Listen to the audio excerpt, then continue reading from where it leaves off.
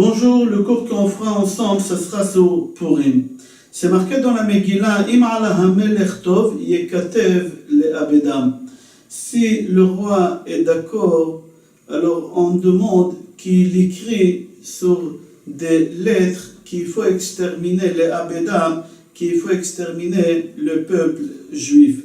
Dans Midrash Rabbah Esther, Perek Zayin, Pasuk Yud Gimel, c'est marqué là-bas qu'au moment que le roi Achashverosh il a tamponné sur ces courriers-là, Eliyahu Hanavi, il a couru vite dans les cieux, il est parti voir nos patriarches, Abraham, Yitzhak et Yaakov, et il leur a dit, Ad matai avot ha'olam redumim beshena, jusqu'à quand vous allez dormir les patriarches? Comment vous ne réveillez pas vos enfants? Qu'est-ce qui se passe? Abraham, Yitzhak et Yaakov, tout de suite, ils ont demandé à Eliyahu Hanavi, qu'est-ce qui se passe? Et là, il leur a dit, il y a une lettre qui a été tamponnée par le roi pour exterminer vos enfants. Alors, nos patriarches, ils l'ont dit à Eliyahu Hanavi, qu'est-ce que tu veux qu'on fasse si les bénis Israël, ils n'ont pas fait, qu'est-ce qu'on leur a laissé derrière nous comme testament? Qu'il faut respecter la Torah, qu'il faut faire attention Shabbat, Kashrut, Tzniot, etc. Là, les bénis Israël, les Juifs, ils ont préféré être invités au festin d'Achashverosh. Ils ont parti, ils ont bu, ils ont mangé là-bas, ils ont vu des choses qu'il ne fallait pas voir. On ne peut rien faire pour eux. Et Eliyahu Hanavi, il entend ça. Qu'est-ce qu'il fait? Il court chez Moshe Rabbeinu et il dit à Moshe Rabbeinu, un berger, toi tu étais le berger des bénis Israël.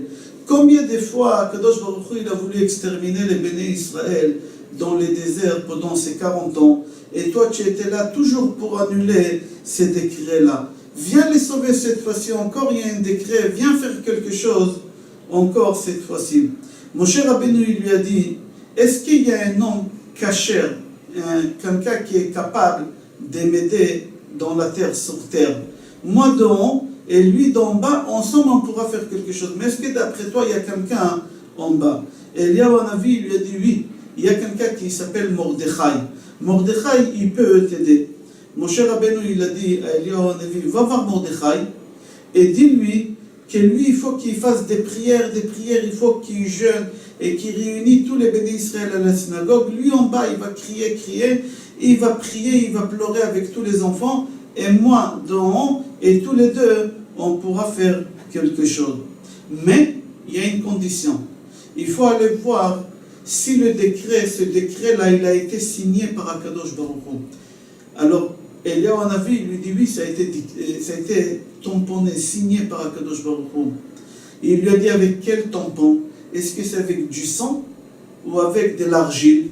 Si c'est avec du sang, il n'y a rien à faire. On ne peut rien faire, ni Mordechai et moi, on ne peut rien faire. Mais si c'est avec de l'argile, on peut faire quand même quelque chose. Et Eliyahu Hanavi lui dit, j'ai vu là-bas, c'était avec de l'argile. Il dit, si c'est avec de l'argile, ça a été tamponné, on peut faire quelque chose. Va prévenir Mordechai, lui en bas, moi en haut, et on arrivera à annuler ça. Vous savez, un jour, il y a un vieux qui est parti voir Ephraim Ivologine. Il lui a posé la question, il lui a dit, comment Eliyahu Hanavi, il a su que ça a été tamponné en argile et pas avec du sang? Et comment on peut prouver aujourd'hui dans la Megillah que ça a été signé avec de l'argile et pas avec du sang? Ephraim Ivologine, il n'a pas su répondre. Le vieux, il lui a dit, moi je te prouve, je vais te montrer dans la Megillah. Et dans la Megillah, il lui a dit, c'est marqué qu'au moment que le roi il a signé, c'est marqué les abedam, les exterminés. Si tu coupes les abedam en deux, ça fait lo bedam, pas avec du sang. C'est d'ici, tu sais, que le décret il a été tamponné, pas avec du sang, mais avec de l'argile. Rav Chaim Mivologine, il a raconté ça au Gaon de Vilna. Le Gaon de Vilna, il lui a dit, tu sais qui c'est ce vieux qui t'a dit cette réponse? Rav Chaim Mivologine, il lui a dit non. Le Gaon de Vilna, il lui a dit, c'était Eliyahu Hanavi. C'est Eliyahu Hanavi lui-même qui est venu, qui t'a appris ça, et tu savais même pas. On continue. C'est marqué que Mordechai dit à Esther d'y aller tout de suite chez le roi, sans tarder. Tout de suite, profite cette occasion que tu as, que tu te trouves à côté du roi pour aller parler et défendre tes frères les juifs.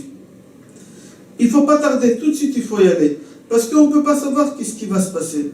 Là-bas, le Midrash dit que souvent, il y a des gens qui ont cette habitude de tarder et de repousser les choses qu'ils doivent faire.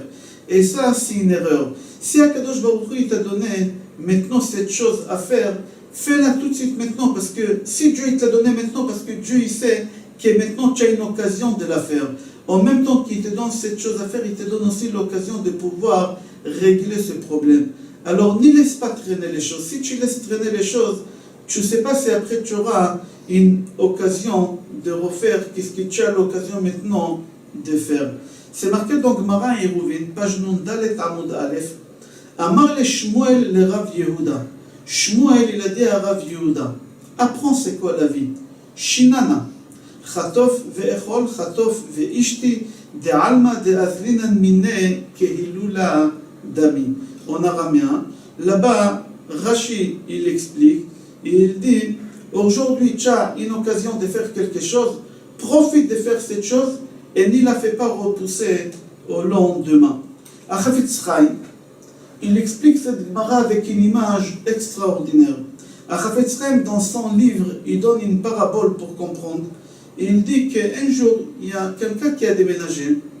Il est rentré dans sa nouvelle maison et le premier soir, par son balcon, il voit que son voisin en face qui habite dans l'immeuble en face, il est en train de faire un mariage.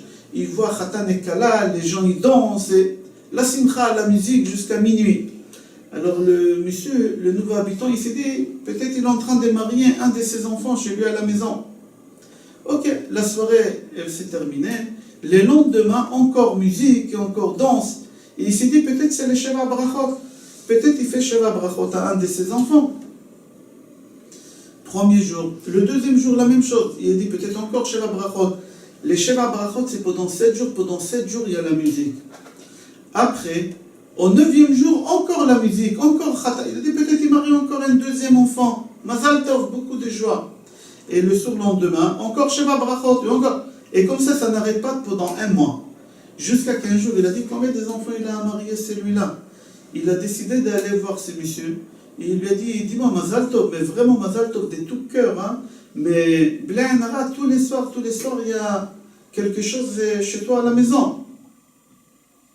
Et le monsieur, il lui dit, tu t'es pas rendu compte que les invités d'hier, c'est pas les mêmes invités d'aujourd'hui, et les invités d'aujourd'hui, tu verras, c'est pas les mêmes invités de demain. Les Khatan et Kala d'hier, c'est pas les mêmes d'aujourd'hui, et celles d'aujourd'hui, ce sera pas les mêmes que demain. Tu t'es pas rendu compte? Il lui a dit non. Pourquoi? Il a dit parce que ma maison, c'est pas une maison. C'est une salle de réception, tout simplement. Tous les soirs, il y a un mariage, tous les soirs, il y a une fête. Je travaille tous les soirs. Alors sache que les gens qui ont dansé hier, les personnes qui vont danser aujourd'hui, ça ne sera pas les mêmes personnes.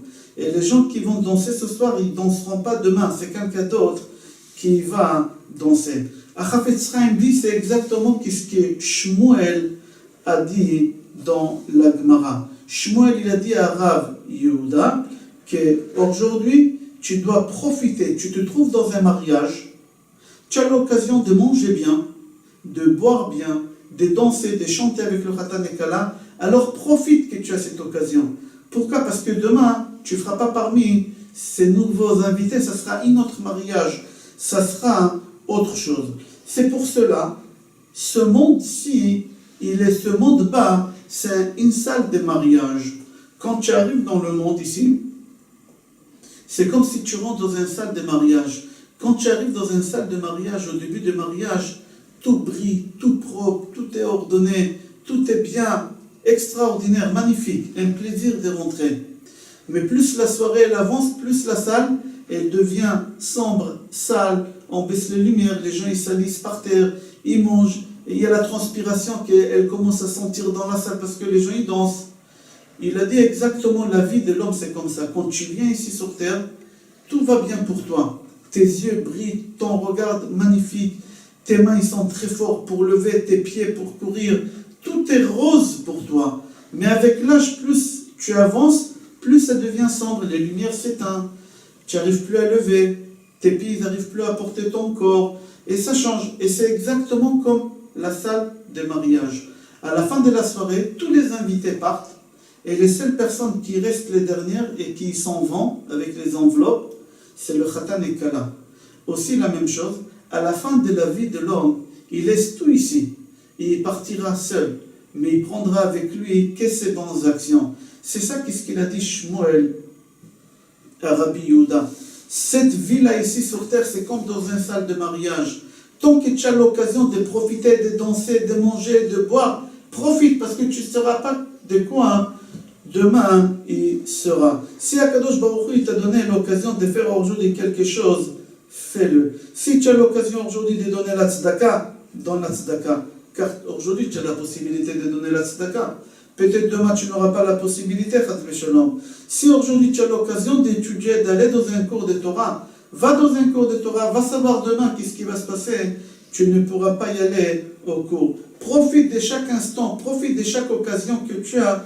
Et il ne faut pas les laisser pousser au lendemain. Dans Yalkut Shimoni, dans Esther, Remez Taf Taf Resh Nun Zain, c'est marqué Beota Sha'a Alach Umtsao le Mordechai Shaya Yoshev Berosh Etinokot. Dans Yalkut Shimoni, c'est rapporté qu'au moment que Haman il est parti voir Mordechai pour s'expliquer avec lui pourquoi il ne danse pas, pourquoi il ne se prosterne pas devant lui. Il a vu que Mordechai il était assis avec des centaines de bébés, des centaines d'enfants. Et tous les enfants pleuraient. Et leur bouche, ils sentaient mauvais. Pourquoi? Parce qu'ils ont jeûné. Et il les a comptés. Le Midrash dit qu'Haman, il les a comptés.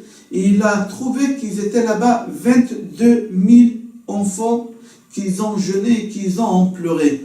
Tout de suite, il les a attachés avec des chaînes. Et il a mis des gardiens. Et il a dit, demain c'est le 13 Adar, je commencerai à tuer les Juifs par ces enfants-là. Par cela, je vais commencer à les tuer. Et je finirai par le dernier, qui fait Mordechai, je le pondrai lui sur l'arbre chez moi à la maison. Le soir même, la veille de 13, les mamans de ces enfants-là, ils sont venus les voir. Ils leur ont ramené à manger et à boire après une journée de jeûne. Ils leur ont dit à leurs enfants, buvez, mangez. Demain, vous ne savez pas qu'est-ce qui va se passer. Demain, vous allez mourir. Les enfants, ces bébés-là, ils ont pris le livre de Torah qu'ils avaient devant eux, qu'ils étudiaient, ils l'ont mis sur le cœur, et ils ont juré, au nom de Mordechai, notre maître, au nom de ce livre de Torah qu'on a dans la main, on mourra en jeûnant. Si on doit mourir, on mourra en jeûnant. On ne mange pas et on ne boit pas. Et chacun, il a dit ces paroles à les 22 000 personnes. Vers 2 heures du matin, les enfants ils ont continué à pleurer et à crier jusqu'à ce que ces pleurs et ces cris ils ont arrivé devant Akadosh Baruch Hu. Comment ils ont arrivé devant Akadosh Baruch Hu? Parce que Moshe Rabbeinu, Avraham, Yitzhak et Jacob aussi, nos patriarches, ils ne nous ont pas laissé tomber. Eux aussi, ils ont bougé, ils ont tout fait pour que ça arrive devant Akadosh Baruch Hu.